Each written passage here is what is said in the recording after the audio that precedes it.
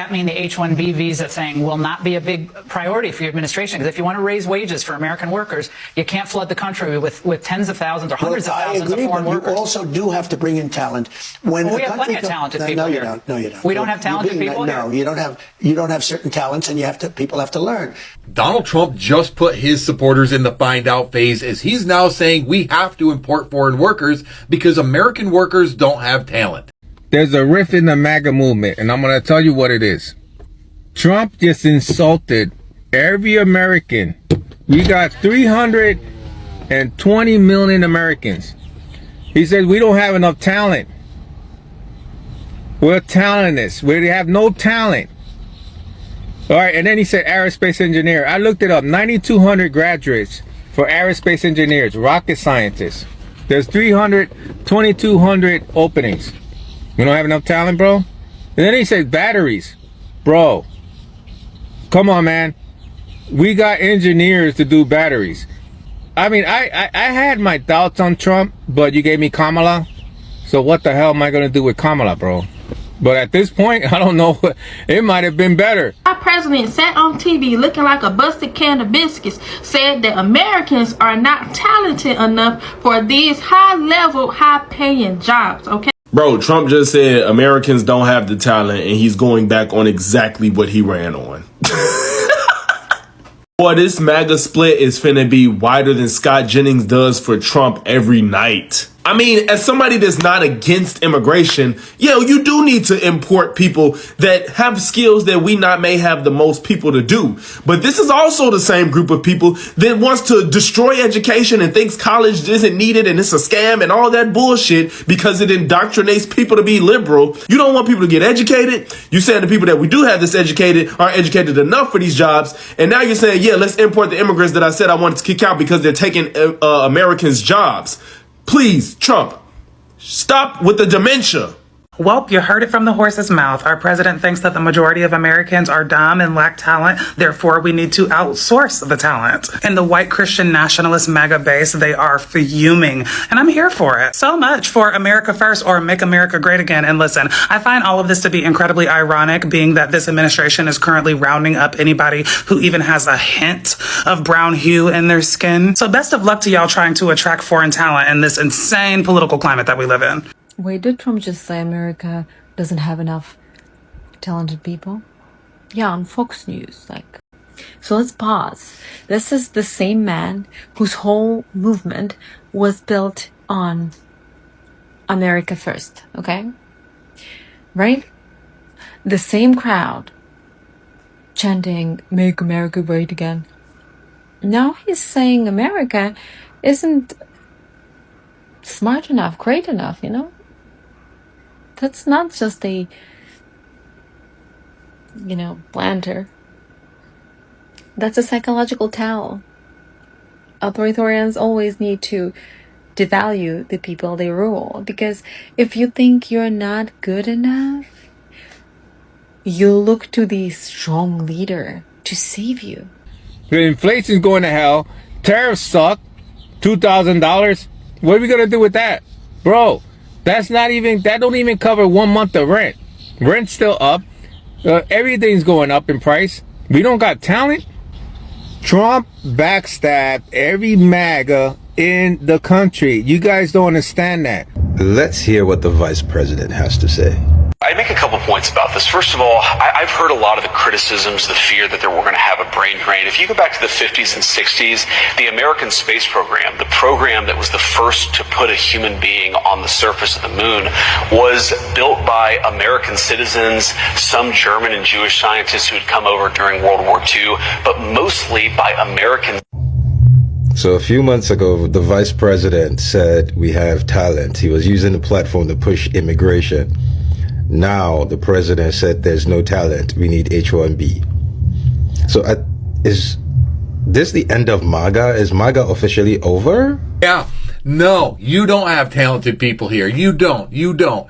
This right here is a complete betrayal of MAGA, of America First. And he told you guys, he didn't care about you. He only wanted your vote. He said that loud and clear. So now the question, MAGA, is, do you continue to support him? If you do, you were never serious about the movement. It was all about him. Now's the time for you to put up or shut up. Congratulations. Hello guys, and welcome to the Joy Report, where we get an outsider's view with an insider's clarity. The MAGA base had always believed DT was their champion. From the start, he told them he would fight for the forgotten American worker. He promised to put them first, protect their jobs, and stop companies from bringing in foreign labor. He said American workers were the best in the world, and that he would give them the respect and opportunities they deserve. Many supporters trusted him completely. They believed he understood them better than any politician ever had. But now, things have changed, and they have changed fast. Before we proceed, all credit goes to the creators of these videos. You will find all their ads in my description box. But for now, let me play you a few more clips, and I'll be back with more commentary.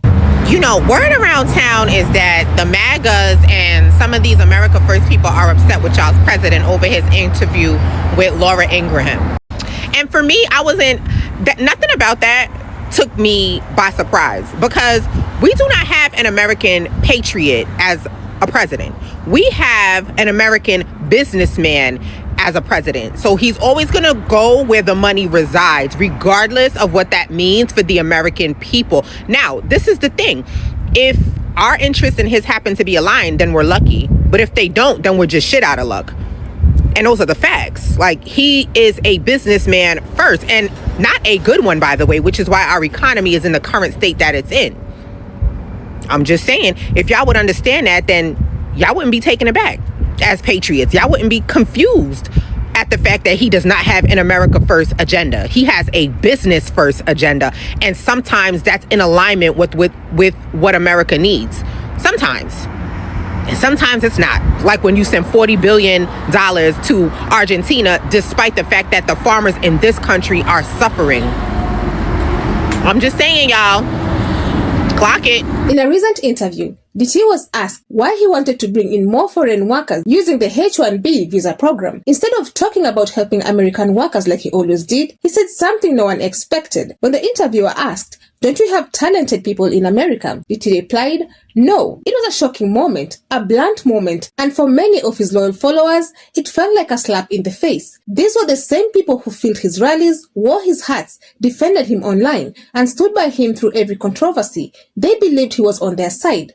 Now he was telling them they lack talent, that Americans aren't skilled enough. It completely went against the message he carried through to elections. For his base, this wasn't just a political comment, it was personal. DT had promised again and again that he would protect American jobs and limit foreign work programs. He said American workers were being replaced and disrespected. He said he would stop it. His base loved him for that. Many of them struggled with job insecurity, layoffs, and competition for work. They believed he truly understood. But now, he's saying America does not have the talent and that the country must bring in foreign workers because they are more qualified. For many of his supporters, this sounds like everything he warned them about. But now, he's the one doing it. This is a perfect example of you play stupid games, you win stupid prizes. Supporters voted for him believing he would always protect them. Now, he is openly saying they don't have the skills needed. When you trust someone blindly, you might find out the hard way. Many MAGA supporters online are now angry and confused. Some say they feel betrayed.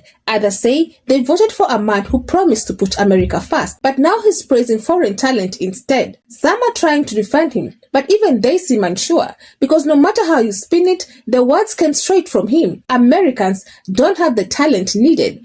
The Republican Party is flipping out on Donald Trump right now because he claims America, the American people, they don't have enough talent. They don't have enough talent to work these simple jobs. They have to bring in foreign people to work in these manufacturing jobs.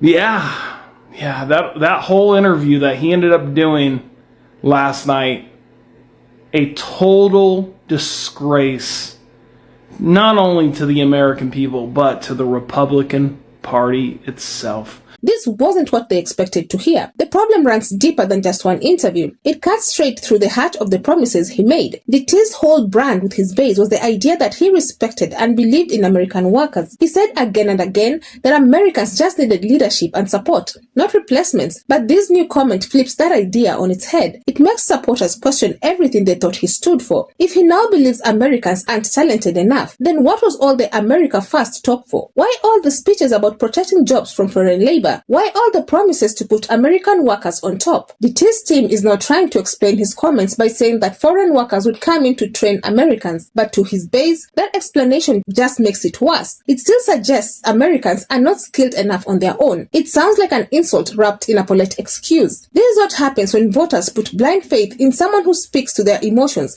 but doesn't always back it up with action. They fell in love with the speeches, the slogans, the tough talk, but now reality hits. They may not have been the priority after all. This moment is important because it exposes a shift in DT's message. For years, he presented himself as the fighter of the blue-collar American. Now, he's speaking like someone who sees foreign workers as the solution and American workers as the problem. For a movement built on identity, on the belief that they were the backbone of America, this is a painful blow. The reaction shows that many MAGA supporters feel embarrassed, confused, and disappointed. They believed DT respected them. They believed he would always praise their hard work and potential. But now they're hearing him say the country needs real talent from outside. Some supporters are starting to question whether he truly meant what he said. Others are quietly stepping back, realizing that the promises they believed in may not match the actions now being taken. No matter what, the trust is damaged.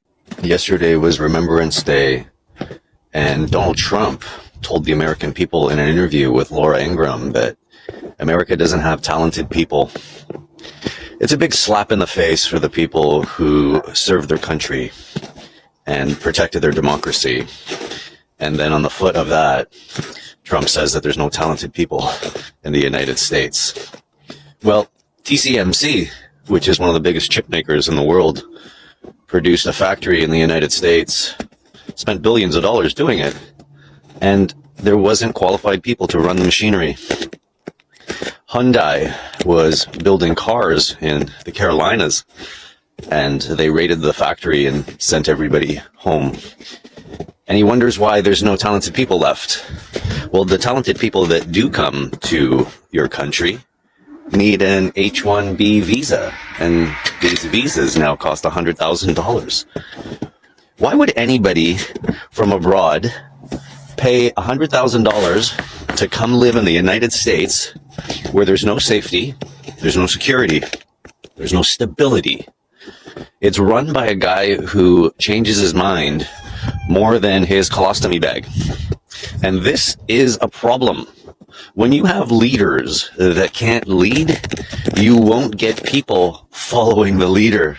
The base demanded loyalty from everyone else, but they gave blind loyalty to DT without demanding accountability from him. They excused every mistake, defended every controversy, and attacked anyone who questioned him. Now, the outcome is hitting them directly. The man they defended so fiercely is the same man telling them they lack talent. In the end, the story here isn't about visas or policies. It's about broken trust. It's about people who believed they were valued, only to find out they were being spoken about as if they were not good enough. It's about voters who thought they were choosing someone who would always put them first, and now they are learning otherwise. This is the FAFO moment. They followed the noise, and now they're facing the consequence. The MAGA base is waking up to the reality that DT's loyalty may not be to them after all. And now they have to decide, will they continue supporting someone who openly says Americans don't have enough talent, or will they finally step back and admit they found out too late? Either way, the damage is done, and the frustration among DT's supporters is the clearest sign yet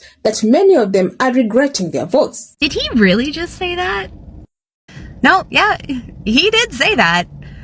That is sadly not shocking, but also... What?